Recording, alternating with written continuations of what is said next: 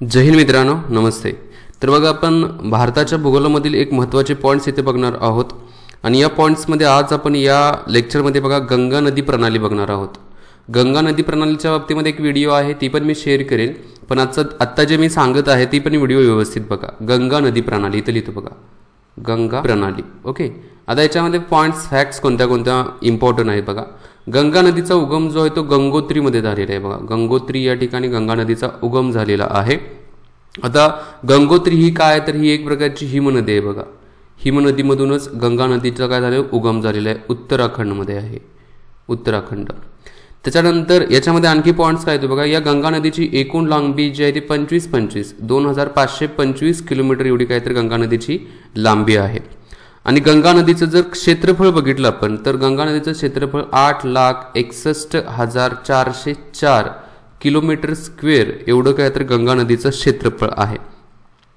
आपल्या भारत देशाचं जर एकूण क्षेत्रफळ घेतलं तर भारताच्या एकूण क्षेत्रफळाच्या 26.3% गंगा नदीचं क्षेत्रफळ आहे. आणि देशातील जी 40% लोकसंख्या आहे ना, 40% पॉप्युलेशन जे आहे या गंगा नदीच्या किनाऱ्यावरती वसलेलं आहे बघा. उत्तर प्रदेश असेल, बिहार असेल, पश्चिम बंगाल असेल, झारखंड वगैरे असेल, उत्तराखंड असेल, तर या भागातील सर्व पॉप्युलेशन इथं मी घेत आहे बघा. आता गंगा नदीच्या खोऱ्यामध्ये हे 40% पॉप्युलेशन काय झाले तर वसलेलं आहे मी म्हणतो. गंगा नदीची जर आपण लांबी बघितली, राज्यनिहाय लांबी बघितली, तर उत्तर प्रदेश घेतलं तर उत्तर प्रदेशमध्ये 1140 किलोमीटर लांबी गंगा नदीची आहे. त्याच्यानंतर आहे ते पश्चिम बंगाल, वेस्ट बेंगॉल बघितलं तर पश्चिम बंगालमध्ये 520 किलोमीटर काय तर गंगा नदीची लांबी आहे. 3 नंबरला आपण बघितलं बिहार राज्य बघितलं तर बिहारमध्ये जी गंगा नदीची लांबी जी आहे ती 445 किलोमीटर गंगा नदीची काय तर लांबी आहे बिहारमध्ये. 4 नंबरला उत्तराखंड घेतलं, उत्तराखंडमध्ये 310 किलोमीटर काय आहे तर या गंगा नदीची काय लांबी आहे बघा. राज्यनिहाय लांबी जी आहे ती थोडी विचारली जाऊ शकते, याच्याविषयी थोडक्यात माहिती असून दे बघा. आता गंगा नदीचा उगम मी म्हणलो की गंगोत्रीच्या ठिकाणावरून झालेली आहे. ज्यावेळेला गंगोत्री ठिकाणावरून गंगा नदी येते त्यावेळेला तिला काय म्हटलं जातं बघा, भगीरथी असं म्हटलं जातं बघा. इथे लिहितो गंगोत्री आहे. या गंगोत्रीपासून गंगा नदी येत असे त्याला भगीरथी असं म्हटलं जातं. भगीरथी म्हटलं जातं. आणि इकडच्या साईडवरून बघा अलकनंदा म्हणजेच बद्रीनाथ पासून एक नदी येत्या अलकनंदा. बद्रीनाथ पासून येते ती अलकनंदा आहे. आणि ही जी अलकनंदा नदी आहे या अलकनंदा नदीलाच काय म्हणण्यात आलेलं आहे, अलकनंदा नदी जी आहे ते तशीच पुढे पुढे प्रवाहित होते बघा, अशी पुढे प्रवाहित होते. आणि ही गंगाच्या इकडून आलेली भगीरथी आहे. या अलकनंदा आणि इकडून आलेली जी भगीरथी आहे या दोघांचा संगम एकत्रित होतो. कुठे त्या एकत्रित संगम होतो, देवप्रयाग या ठिकाणी या दोघांचा संगम, या दोन मी म्हणेल की पात्रांचा संगम आहे तो देवप्रयाग या ठिकाणी एकत्रित होत आहे बघा. इकडून अलकनंदा येत आहे, अलकनंदा, आणि इकडून जी येत आहे ती भगीरथी आहे. दोघांचा एकत्रित संगम होतो आणि तिथून पुढे बघा ही गंगा नदी म्हणून अशी प्रवास करत असते, प्रवाहित पुढे होत असते बघा. तर अशा प्रकारे दोन्हींचा थोडा आढावा आपल्या सर्वांना काय असावा तर थोडा माहिती असावा. या दोन्हींच्या प्रवाहालाच गंगा प्रवाह असं म्हटलं जातं. ओके, इथं देवप्रयाग या ठिकाणी काय होतात तर त्या एकत्रित येतात भगीरथी आणि अलकनंदाच्या बाबतीमध्ये. नंतर गंगेची सर्वात मोठी जी वितरिका जी आहे ती हुगळी पश्चिम बंगालमध्ये आहे बघा. पश्चिम बंगालमधील हुगळी या ठिकाणी सर्वात मोठी काय तर गंगेची वितरिका आहे, ती पण माहिती असून दे.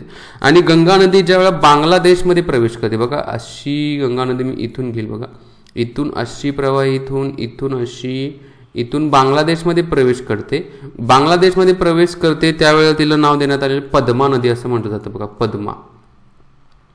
पद्मा असं नाव गंगा नदीला देण्यात आलेलं आहे बांगलादेशमध्ये. ठीक आहे, ज्यावेळेला ती एंट्री करते त्यावेळेला. आणि त्याच्यानंतर इकडून येणारी जी जमुना नावाने ओळखणारी जी ब्रह्मपुत्र नदी आहे बांगलादेशच्या भागामध्ये इथं आल्यानंतर जमुना नदी म्हटली जाते. तर ही जमुना नदी ज्यावेळेला बांगलादेशमध्ये येते ती ज्यावेळेला गंगा नदीला येऊन मिळते, गंगा नदीला मिळाल्यानंतर तिथून पुढचं ज्या दोन्हींचा जो संगम झालेला आहे त्या पुढच्या पात्राला नाव काय देण्यात आलेलं तर मेघना असं म्हटलं जातं. म्हणजेच बंगालच्या उपमहासागरामध्ये गंगा आणि ब्रह्मपुत्रा नदींच्या एकत्रित संगम होऊन नद्या पुढे प्रवाहित होतात, त्याला काय म्हटलं जात आहे तर त्याला मेघना असं नाव देण्यात आलेलं आहे बघा.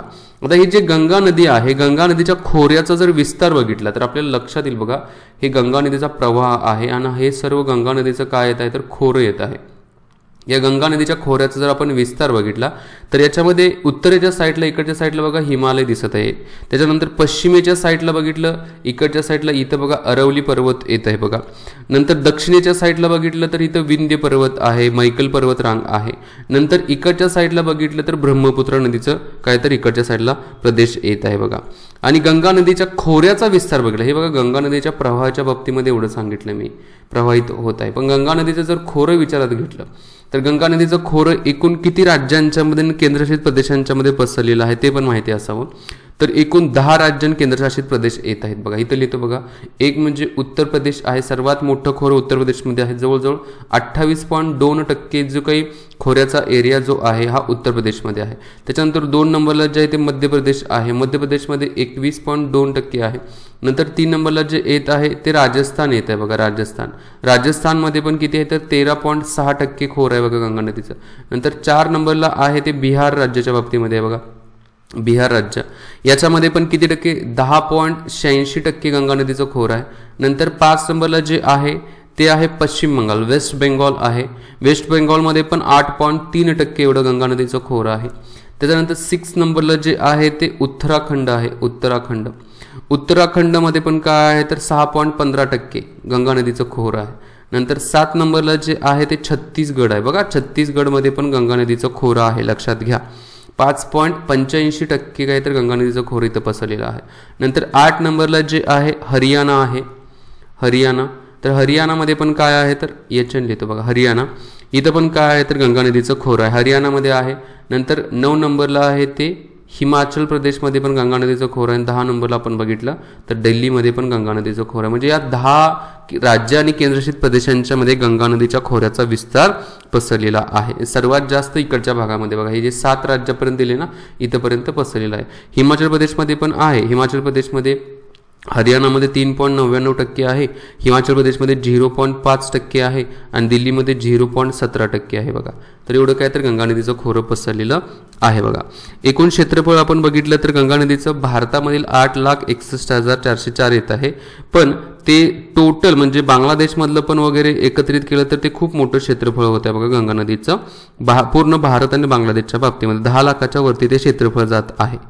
ओके, आता या गंगा नदीला डावीकडून उजवीकडून येणाऱ्या नद्या ज्या आहेत उपनद्या कोणत्या आहेत बघा. जर समजा गंगा नदी अशी प्रवाहित होत असेल बघा तर इकडून येत आहे म्हणजे उत्तरेकडून येणाऱ्या नद्या कोणत्या कोणत्या आहेत बघा आणि दक्षिणेकडून नद्या. आता उत्तरेकडून येणाऱ्या ज्या नद्या आहेत म्हणजे डावीकडून आहेत तर याच्यामध्ये मी लिहितो बघा रामगंगा आहे, रामगंगा, नंतर घागरा आहे, घागरा नदी आहे, नंतर गंडक नदी आहे,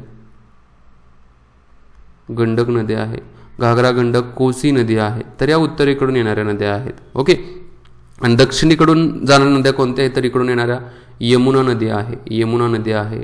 नंतर जी आहे ती शोक नदी आहे बघा, शोन नदी आहे. ओके, त्याच्यानंतर जी आहे ते दामोदर नदी, दामोदर नदी येत आहे. तर या काय आहे तर उजवीकडून म्हणजे दक्षिणेकडून या गंगा नदीला भेटणाऱ्या नद्या आहेत बघा. आता हे जे गंगा नदी आहे तर या भागामधील बघा काही नद्या अशा आहेत की त्या नद्यांच्या वरती धरणं वगैरे बसवण्यात आलेली आहेत. आता आपण धरणांच्या बाबतीमध्ये बघायचं म्हणलं तर बघा मी उत्तराखंड पासून चालू करेल. इथून बघा एक मिनिट, हा नकाशा आता हा नकाशा आपण बघितला तर या नकाशाच्या बेसिसवरती आपण बघा इथं जर उत्तराखंड आहे असं बघितलं उत्तराखंड, तर या उत्तराखंडमध्ये कोणत्या कोणत्या प्रकारची धरणं आहेत बघा आणि कोणत्या कोणत्या नदीच्या काठावरती बसलेले आहेत बघा. धरण मी लिहितो बघा, धरण. तर उत्तराखंडमध्ये कोटेश्वर धरण, त्याच्यानंतर 2 नंबरला आहे मनेरी धरण, त्याच्यानंतर आहे 3 नंबरला मनेरी धरणानंतर 3rd नंबरला आहे ते रामगंगा धरण. त्याच्यानंतर 4 नंबरला इथं जे धरण आहे त्याचं नाव टेहरी धरण, सर्वोच्च धरण बघा, सर्वात वरच्या ठिकाणी धरण आहे टेहरीचं. नंतर 5 नंबरला आहे ते रिहांद धरण. आता ही जी धरणं आहेत, आता आपल्याला कळलं धरणं आहेत कोणत्या कोणत्या नदीच्या काठी आहे. हे जे आहे ती भगीरथी नदी आहे. मनेर धरण पण भगीरथी नदीच्याच काठी आहे. नंतर टेहरी धरण पण भगीरथी नदीच्या काठी आहे, भगीरथीच म्हणतोय मी. नंतर हे जे धरण आहे रामगंगा धरण जे आहे ते रामगंगा नदी आहे बघा, गंगा नदीच्या काठी आहे बघा. हे भगीरथी आहे, लिहितो वाटल्यास तुम्हाला वरचं वाटेल भगीरथी. आणि रिहांद जे धरण आहे हे रिहांद नदीच्या काठी आहे, रिहांद नदीच्या काठी आहे. तर ही महत्त्वाची धरणं आहेत उत्तराखंडमधील. जर आपण उत्तर प्रदेशमध्ये गेलो, उत्तर प्रदेशमध्ये बघा इथं आलो मी यूपीमध्ये, तर यूपीमध्ये 2 धरणं आहेत. एक म्हणजे मटला धरण, मटला धरण. आता हे जे मटला धरण आहे, हे मटला धरण कोणत्या नदीच्या काठी आहे तर बेटवा नदी आहे ना, बेटवा नदी, बेटवा नदीच्या काठी हे मटला धरण आहे. नंतर 2 नंबरला जे आहे ते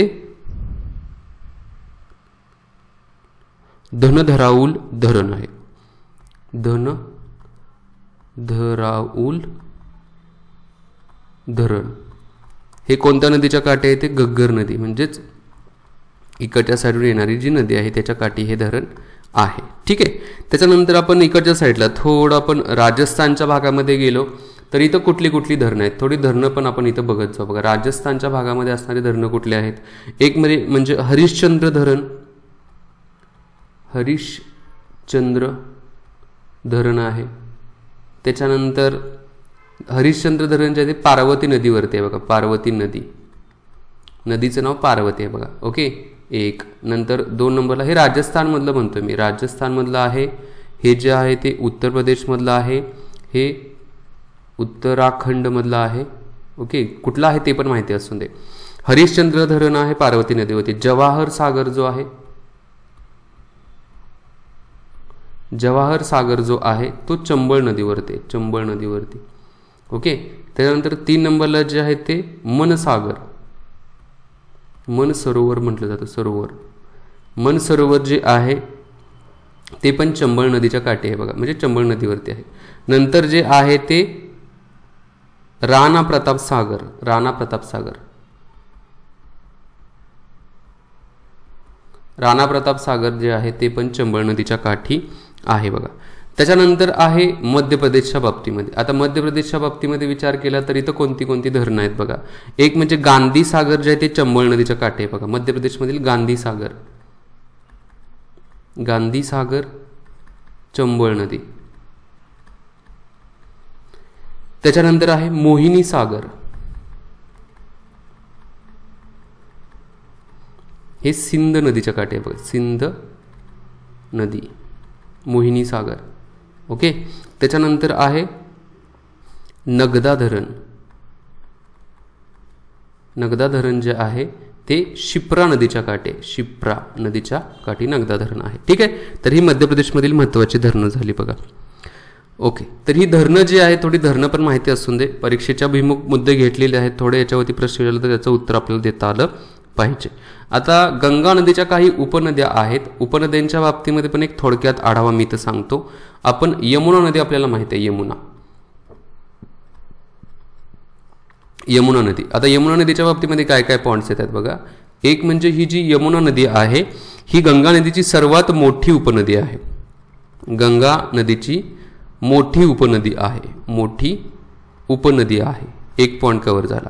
दुसरा पॉइंट इथं काय सांगण्यात आलेलं आहे तर यमुना नदीची लांबी 1376 किलोमीटर एवढी यमुना नदीची लांबी आहे. तिसरा पॉइंट याच्यामध्ये सांगण्यात आलेला आहे बघा, यमुना नदी जी आहे त्याचा प्रवाह किती किती राज्यांच्या मधून आहे बघा. उत्तर प्रदेशमधून आहे, उत्तराखंडमधून आहे, नंतर हिमाचल प्रदेशमधून पण जाती, नंतर आहे हरियाणा आहे, हरियाणामधून पण जाती, नंतर राजस्थानमधून जाती, नंतर मध्य प्रदेशमधून आणि नंतर दिल्लीमधून. या राज्यांच्या मधून काय आहे तर ही यमुना नदी प्रवाहित होत आहे बघा. आता राज्यनिहाय जर विस्तार बघितला यमुना नदीचा तर सर्वात जास्त विस्तार जो आहे यमुना नदीचा मध्य प्रदेशच्या भागामध्ये आहे. जवळजवळ 40.6% मध्य प्रदेशच्या भागामध्ये यमुना नदीचा विस्तार आहे. 2 नंबरला राजस्थानमध्ये 29.8% विस्तार आहे. 3 नंबरला उत्तर प्रदेशमध्ये आहे 21.5% आहे बघा. याच्यामध्ये प्लस उत्तराखंड पण केलेलं आहे बघा, उत्तराखंड पण केलेलं आहे त्यांनी. नंतर आहे हरियाणा, हरियाणामध्ये पण यमुना नदीचा विस्तार आहे. हरियाणामध्ये किती आहे तर 6.5% आहे बघा. ओके. तर असा यमुना नदीचा विस्तार इथं दिसत आहे बघा. आता गंगा आणि यमुना नदीचा जो एकत्रित हे झालेला आहे बघा, संगम झालेला आहे ते देवप्रयाग, सॉरी देवप्रयाग नाहीये तर प्रयागराज म्हटलं जातं. देवप्रयागमध्ये अलकनंदा भगीरथीच झालेला आहे. प्रयागराज राज, यालाच अलाहाबाद म्हटलं जातं बघा. अलाहाबाद या ठिकाणी गंगा प्लस यमुना या दोन नद्यांचा काय झालं तर संगम झालेला आहे बघा. आता यमुना नदी आहे, यमुना नदीच्या उपनद्या कोणत्या कोणत्या आहेत बघा. आता जर ही यमुना नदी अशी प्रवाहित होत असेल तर या यमुना नदीला डावीकडून येणारी जी नदी आहे, म्हणजेच वरच्या साईडवर येणारी नदी कुठली कुठली आहेत बघा. एक म्हणजे तोन्स नदी आहे वरून येणारी. नंतर 2 नंबरला जी आहे या यमुना नदीला मिळणारी ते कारवान नदी आहे. ओके. नंतर 3 नंबरला येऊन भेटणारी जी आहे ते सेंगर नदी आहे. नंतर 4 नंबरला हिडन नदी आहे. आणि नंतर जे आहे ते वरुणा नदी इथे येत आहे. उजव्या बाजूने जर यमुना नदीला कुठली नदी बघायची तर चंबळ नदी आहे. नंतर आहे सिंध नदी आहे. ओके. त्याच्यानंतर आहे बेटवा नदी आहे, त्याच्यानंतर आहे केन नदी आहे. आणि नंतर येत आहे ती बाणगंगा नदी आहे. तर हे झालं यमुना नदीच्या बाबतीमधील हे मुद्दे आहेत. थोडे याच्यावरती प्रश्न विचारतात, त्यामुळे माहिती असं म्हणून हे पॉईंट्स मी कव्हर केलेले आहेत. आता आपण बघू ब्रह्मपुत्रा नदीच्या बाबतीमध्ये थोडं बघू खाली जाऊ. ब्रह्मपुत्रा नदी. आता ब्रह्मपुत्रा नदीचा जर प्रवाह बघितला, इथं लिहितो बघा ब्रह्मपुत्रा नदी त्याचं खोऱ्याच्या बाबतीमध्ये. ब्रह्मपुत्रा नदी या ठिकाणी काय काय फॅक्ट्स आहेत ब्रह्मपुत्रा नदीच्या बाबतीमध्ये बघा. तर कैलास पर्वतरांगेच्या उत्तरेला या ब्रह्मपुत्रा नदीचा उगम झालेला बघा. चेमायुंगडुंग असं त्या हिमनदीचं नाव आहे बघा. इथं नाव लिहितो बघा चेमायुंगडुंग.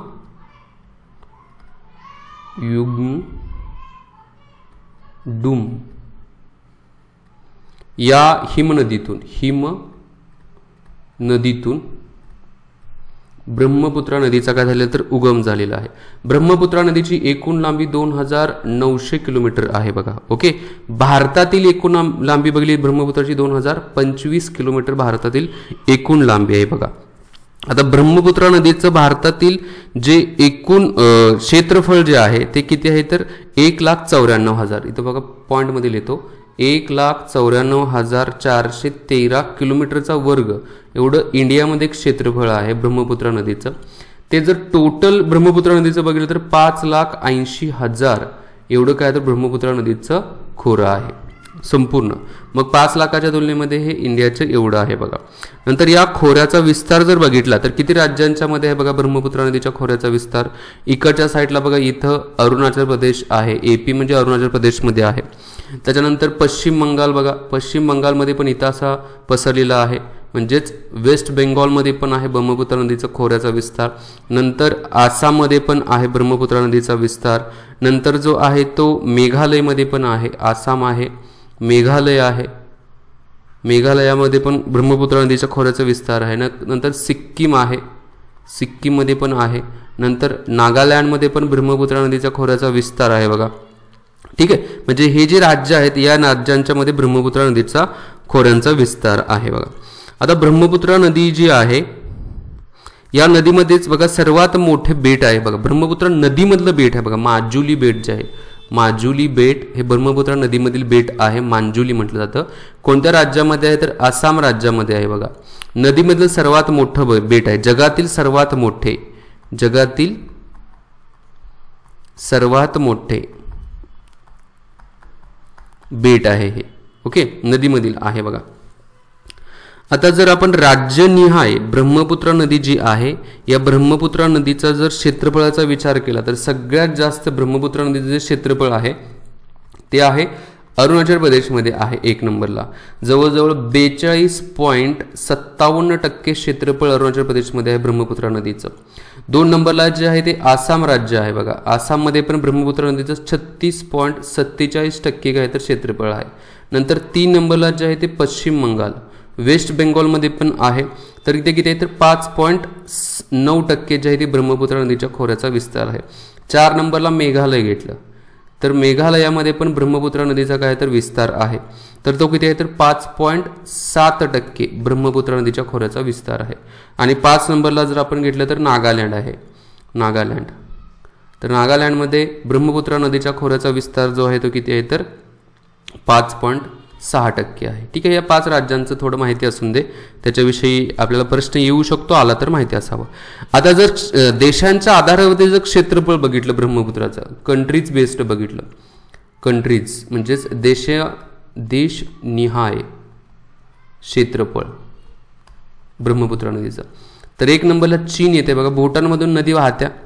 चीनमध्ये जवळजवळ 50% चीनमध्ये क्षेत्रफळ आहे ब्रह्मपुत्रा नदीचं बघा.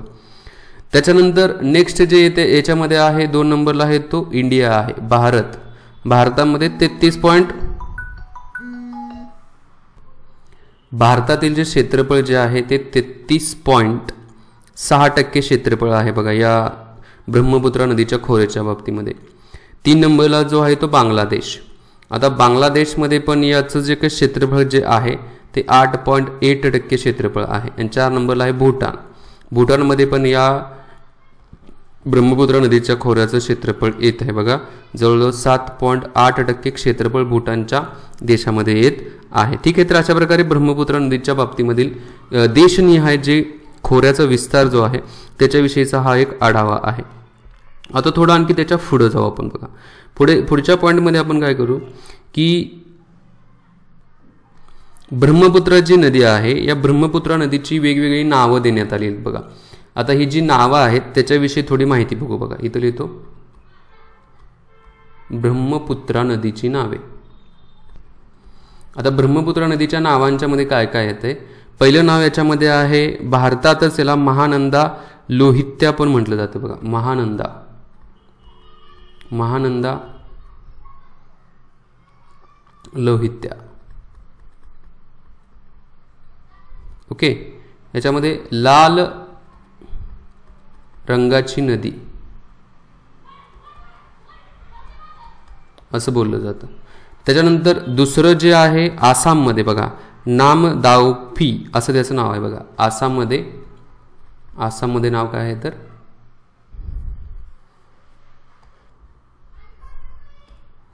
नामदावफी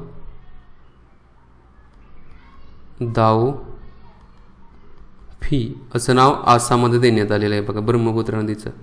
3 नंबरला जे आहे ते तिबेट ठिकाणी बघा. तिबेट या ठिकाणी ब्रह्मपुत्रा नदीला काय म्हटलं जातं तर सांगपो असं तिबेटमध्ये नाव आहे. नंतर 4 नंबरला जर बघितलं अरुणाचल प्रदेशमध्ये, एपी लिहितो बघा. अरुणाचल प्रदेशमध्ये दिहांग म्हणतात. दिहांग असं नाव आहे. नंतर 5 नंबरला जे आहे ते बांगलादेशमध्ये ब्रह्मपुत्रा नदीला जमुना म्हटलं जातं. जमुना असं नाव देण्यात आलेलं आहे. तर बघा या नदीमध्ये एक बुडबुडे पण येतात बघा, त्यामुळे बुडबुड्यांची पण नदी म्हटलं जातं बघा. बुड्यांची नदी, ब्रह्मपुत्रा नदीला बुडबुड्यांची नदी पण बोललं जातं. तर अशी नावं आहेत बघा थोडे ब्रह्मपुत्रा नदीच्या बाबतीमध्ये. हिचा प्रवाह बघितला तर सुरुवातीला बघा पश्चिमेकडून पूर्वेकडे प्रवाह आहे बघा. वेस्ट टू ईस्ट प्रवाह आहे.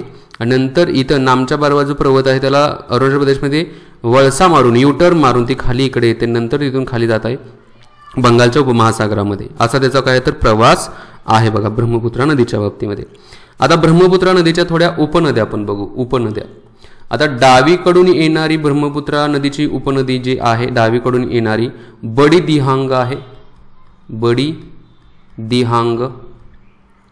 त्याच्यानंतर 2 नंबरला येत आहे ते दिसांग नदी आहे बघा. दिसांग. नंतर 3 नंबरला जे आहे ते लोहित नदी आहे. नंतर 4 नंबरला जे आहे ते धनसरी नदी आहे.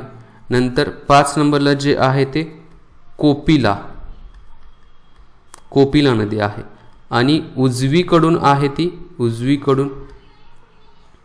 ब्रह्मपुत्रा नदीला सुबनसरी.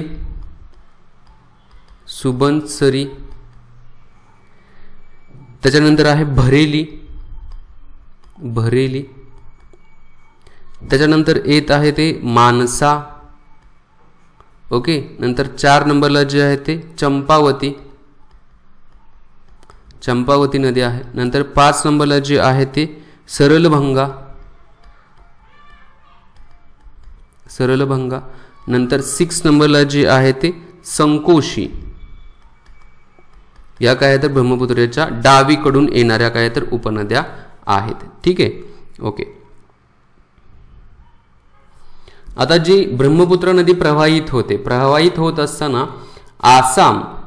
आसाम राज्य आणि खाली जी मेघालय राज्य आहे, मेघालय, तर या दोन राज्यांच्या मधून वाहते. म्हणजे या दोन राज्यांची सीमा या ब्रह्मपुत्र नदीच्या मार्फत तयार केली जाते. आता ब्रह्मपुत्र नदीची जी उपनदी आहे मानस नदी आहे बघा, मानस नदी. ही मानस नदीच्या मार्फत काय केलंय तर इकडून वरच्या साईडला भूटान आहे, भूटान, आणि खालच्या साईडला इंडिया म्हणजेच आपला भारताच्या नकाशाचा जो आहे, तर याच्यामध्ये पण या मानस नदीच्या मार्फत काय केलं तर सीमारेषा तयार केलेली आहे. ओके, तर या सीमारेषा पण थोडक्यात माहिती असाव्या. तर अशा प्रकारे थोड्या आपण ब्रह्मपुत्र आणि गंगा नदीच्या बाबतीमध्ये माहिती बघितली. बाकी ज्या इतर ज्या नद्या आहेत म्हणजे द्विकल्पीय पठारावरील ज्या नद्या आहेत त्यांच्याविषयी आढावा आपण काय करू तर नेक्स्ट लेक्चरला घेऊ. मी ते थांबतो. जय हिंद, जय महाराष्ट्र, जय भारत, वंदे मातरम.